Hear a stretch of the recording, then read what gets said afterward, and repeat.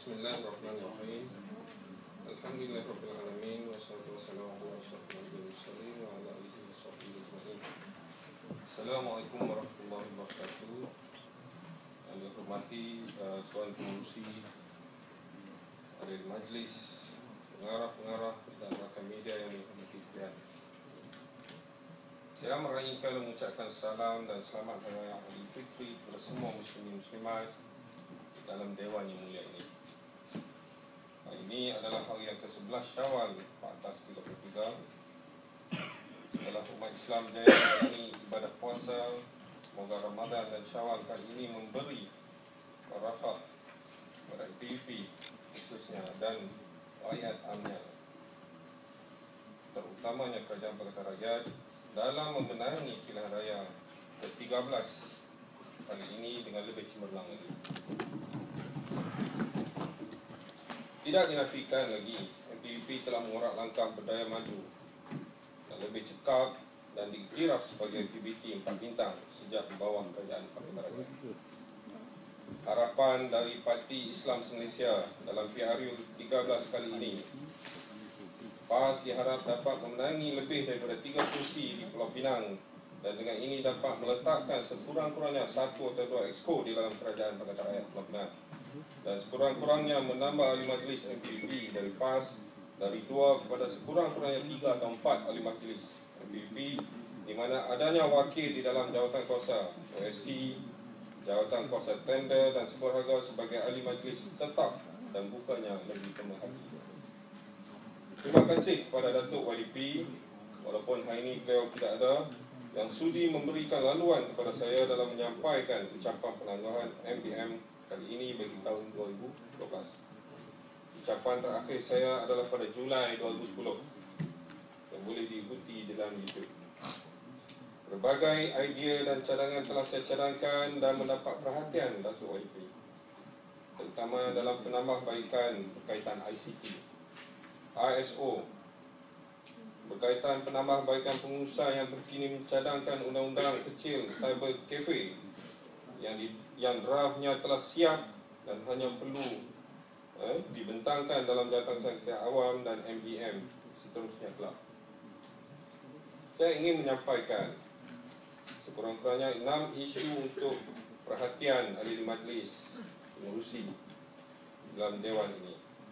Yang pertama, pasar di Teluk Kumbar don't bypass. Setelah 3 tahun saya dilantik sebagai ahli majlis, kesungguhan untuk menjadikan cadangan pasar Teluk Kumbar masih menjadi tanda tanya. Di Teluk Kumbar, di dalam don't bypass yang majoritinya kaum Melayu dengan jarak 22 km daripada Georgetown, masih tidak mendapat perhatian dan kemudahan prasarana seperti pasar moden, kemudahan stesen minyak, kemudahan balai bomba dan sebagainya. Inilah kegagalan Kerajaan UMNO Barisan Nasional dalam membantu orang Melayu sebelum 2008 dan menjadi tanggungjawab Kerajaan Pakatan Rakyat dalam membantu nasib rakyat di sana. Setelah 3 ke 4 tahun dibincangkan, tapi masih tiada kesungguhan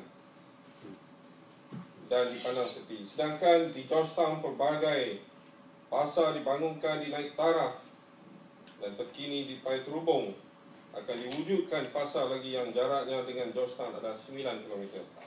Saya bukan mempertikaikan pembinaan pasar awam Paya Terubung berkenaan. Saya alu-alukan pembinaan infrastruktur di mana-mana yang difikirkan perlu untuk kepentingan rakyat bersama. Namun janganlah mengabaikan kepentingan rakyat di kawasan don't bypass, walaupun adunnya bukan daripada Pakatan Rakyat, tetapi keperhatian Kerajaan Pakatan Rakyat diperlukan untuk memberi kemudahan pada semua peringkat rakyat di sini.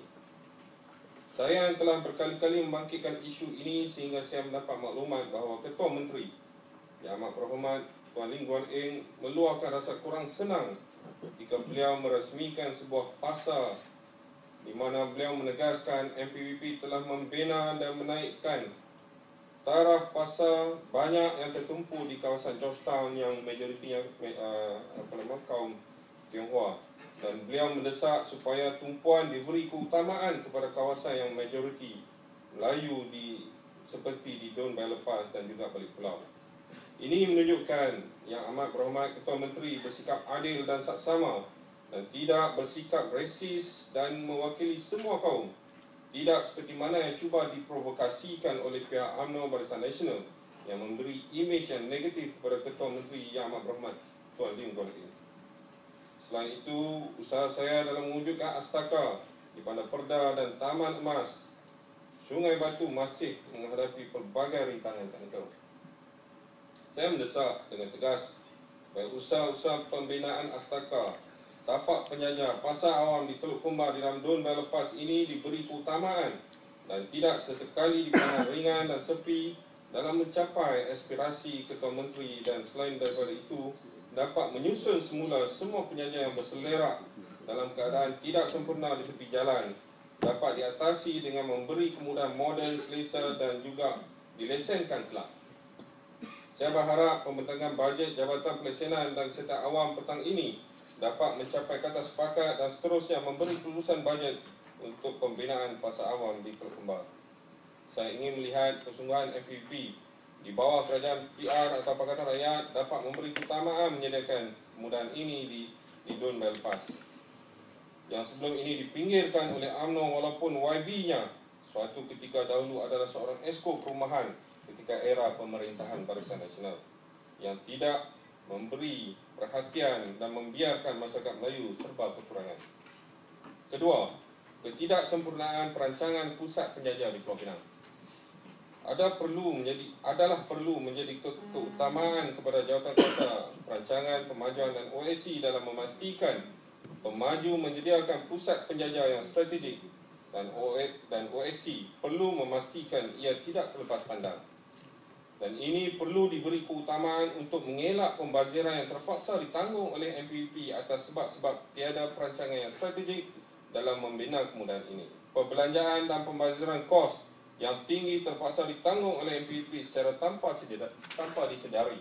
Sebagai contoh, bila mana tapak penjajah dibina di lokasi terpencil dan tidak strategik seperti yang berlaku di Relau, berhampiran flat blok 86 dan sekitar Dun Bypass, maka inilah yang akan terjadi, iaitu yang pertama, tiada penjajah yang akan masuk, yang mahu masuk untuk berniaga di tapak atau di Astaka berkenaan yang terpencil.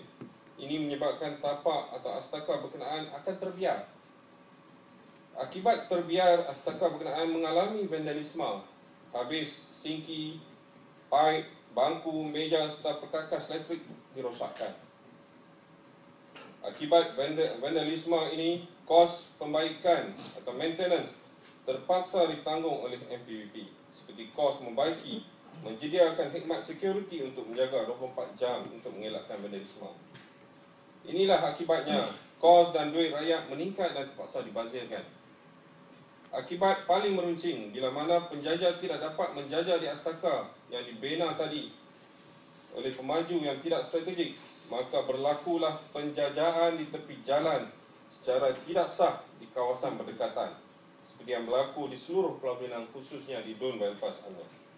Hasilnya, sekali lagi MPP terpaksa, terutama Jabatan Pelesenan dan Penguatkuasaan terpaksa bertarung dengan penjajah dalam mencegah penjajahan dijalankan yang mengakibatkan faktor kesakan dan kebersihan yang menjejaskan orang awam. Akibatnya, kos dan masa yang tidak produktif terpaksa ditanggung oleh MPVP disebabkan keperluan tambahan kaki tangan, penguatkuasaan dan Jabatan Pelesenan yang terpaksa bekerja di luar waktu kerja terpaksa digunakan untuk kerja lebih masa ataupun overtime. Selain daripada itu, menimbulkan masalah berlakunya ketidakcekapan kaki tangan disebabkan terpaksa menjalankan kerja lebih masa yang tinggi sehingga menjejaskan kesihatan dan tiadanya waktu rehat yang mencukupi untuk menjalankan tugas kepada keesokan harinya. Akhirnya kaki tangan hilang fokus dalam menjalankan tugas. Kos-kos yang disebabkan oleh non-productive activity yang disebutkan tadi terpaksa dibazirkan disebabkan kealpaan dan ketidaksempurnaan perancangan yang menyeluruh dalam memantau dan mengenal pasti masalah utamanya, iaitu kegagalan menyediakan pusat Astaka dan tapak penjajah yang seragam, sempurna, moden di lokasi yang strategik. Akibat ini juga menyebabkan Jabatan Pelesenan mengalami tekanan dan beban kerja melampau, mengakibatkan berlakunya ketidakcekapan seperti yang disebutkan tadi, yang menjejaskan pemantauan dan pelaksanaan undang-undang dan garis panduan pelesenan, terutamanya dalam mengawal penjajahan tambang lesen. Ini telah lama berlaku sejak tahun 2008 dan saya menyeru ahli majlis dalam semua jawatankuasa memberi pertimbangan dan keutamaan yang serius dalam menyediakan keperluan astaka yang teratur. Janganlah sesekali memandang remeh dan kesilapan perancangan yang dilakukan sebelum 2008 dibiarkan dan diteruskan kini di era kerajaan Pakatan Rakyat. Saya akhirnya apa yang menjadi mangsa adalah penjajah, kaki tangan pelesenan dan kos MPP yang meningkat. Ketiga, saya mencadangkan jawatan-kuasa yang berkaitan melihat kewajaran dan keperluan mengemaskinikan undang-undang kecil, sebagai contoh Undang-Undang Lembu dan Kerbau dalam Bandaraya Georgetown 1968, Undang-Undang Kecil Roda 3 1993 dan lain-lain undang-undang yang perlu dimansuhkan disebabkan perubahan dan peredaran zaman. 4. Alhamdulillah, berkaitan dengan stesen bas di seluruh Pulau Pinang, alhamdulillah di Don Bayal Pass beberapa stesen bas telah dinaik taraf dan ada yang telah dibaiki. Panjang lagi. Lagi satu lagi. Okay. Dan saya mohon sekurang-kurangnya ada stesen bas yang lebih teratur, dilengkapkan dengan logo tanda kepada stesen bas di seluruh Pulau Pinang. Harapan saya Jawatankuasa Infra dapat menyegerakan tindakan ini. Akhirnya, kesukanan merupakan satu aktiviti yang membantu menyihatkan tubuh badan, namun aktiviti ini telah lamanya tidak dibudayakan lagi, di mana di satu ketika dahulu MPP dalam aktiviti kesukanan amat membanggakan. Dengan aktiviti kesukanan ini membantu meningkatkan motivasi dan disiplin kerja dan mewujudkan perasaan ownership kepada tugas kaki tangan. Perasaan ini menyuntik komitmen kaki tangan kepada tugas dan tanggungjawab serta disiplin pada majikan dan komuniti amnya dan rakyat terutamanya. Seperti yang dapat kita lihat, kejayaan Perahu Naga yang mampu berada di tangga ke-8 top 10 di peringkat antarabangsa sudah tentu memberi perasaan bangga kepada kaki tangan terlibat, dan sudah tentu komitmen mereka kepada majikan akan meningkat. Saya mohon YDP khasnya memastikan sokongan berterusan kepada kelab sukan MPVP yang telah diaktifkan kembali dengan menyuntik dana demi meningkatkan prestasi kecemerlangan masa lalu dapat dicapai kelab. Saya juga menyeru Ketua Jabatan memberi kerjasama dan pertimbangan dalam memberi pelepasan kepada kaki tangan yang menunjukkan komitmen tinggi dalam kesukanan. Saya ingin melihat MPVP satu hari nanti mempunyai satu pasukan hoki setaraf TNB, pasukan bola sepak kelab di peringkat Division 2 Piala Malaysia, dan pasukan Perahu Naga dalam ranking top 5 di Asia Tenggara. Dengan ini, selain daripada itu, harapan amat tinggi diberikan. Semoga semua cadangan dan impian tidak dipandang sinis dan diberi pertimbangan berat demi memajukan MPVP ke peringkat setaraf 5 bintang dan menjadi salah satu PBT cemerlang dan menjadi PBT contoh untuk dijadikan rujukan oleh PBT di seluruh Malaysia. Terima kasih.